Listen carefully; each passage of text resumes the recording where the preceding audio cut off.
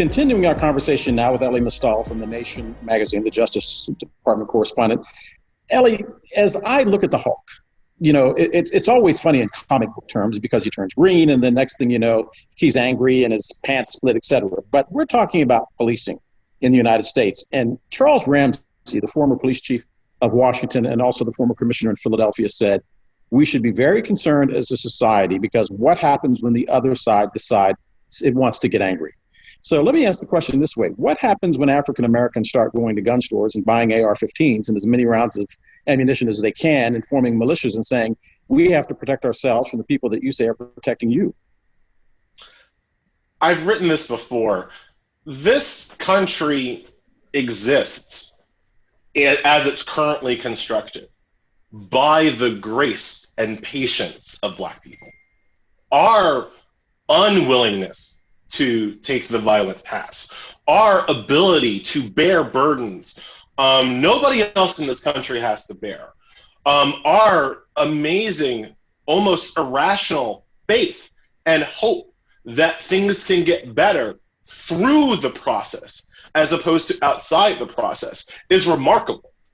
And God save this country should we en masse lose that hope and lose that faith in America and lose that ability to see the nonviolent, process-driven path ahead of us.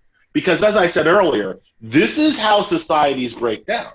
This is how it happens. You have a large, oppressed population who no longer sees any hope for change, any hope for bettering of their situation, no longer has faith in any process, and that's what and bad things then start to happen, right? I don't think white people in this country are ready to live in apartheid South Africa, right? And I say that not idly, right? Because as much as if in a modern context, when I say apartheid South Africa, all white people here is like, oh yeah, we really kept those Black people down there. No.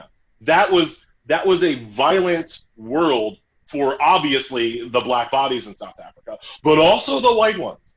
It was not safe at various points in apartheid South Africa for white people because Black people were aggressively trying to win their freedom. White people in America do not want to know what it feels like at the point where Black people try to aggressively try to win their freedom. So I say that not as a threat, but as a warning and as a prayer that white people figure out how to come to the table and address some of these deep concerns about death and violence that we have in the Black community. There are two facts that I think need to be pointed out, and this will be my final question, which is that we are no longer Martin or Malcolm. We are students of history that understand that there was a role for Martin and there was a role for Malcolm. But we are now also demographically a changing country in the sense that as of last year, the vast majority of children being born in this country were of mixed race background. So how do we as journalists relate that story to a world that still sees Black and white, doesn't understand that there's another group in the middle that's growing larger every day, and Hispanic and Asian, and get them to understand that in order to preserve the fabric of the country, you have to recognize the tapestry?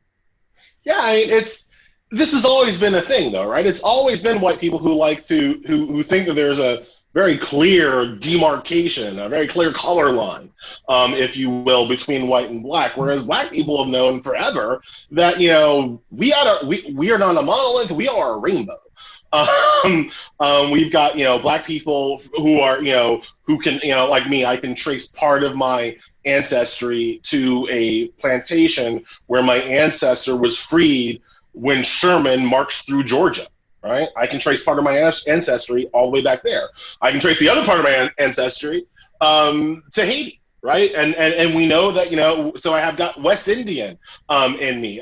We know Black people come from all over the world here, and they view themselves as different people, and it's only the white people who says like, no, you're all the same. It's only the white people who says like, you Black guy from Queens and you Black guy from Nigeria, you're basically the same. Like, what? So this has always been a blind spot, if you will, in white America. And I think as we become a majority minority country, as we have more biracial and mixed race people who identify as such, who embrace that as such, these kind of strict color line distinctions that white people will like to draw will fade further away. But there is a warning there as well, because as much as I am proud of my own history and my own tapestry that makes up me or my children. My wife happens to be from Africa, so our children have even more things going on. I always say you are what the cop thinks you are when you drive past them. And none of us want to admit we have that cousin from Devil in a Blue Dress Mouse coming from Atlanta on the bus. So, Elie, I want to thank you for being with us. Thank you so much, Dal. We'll be right back. Stay with us.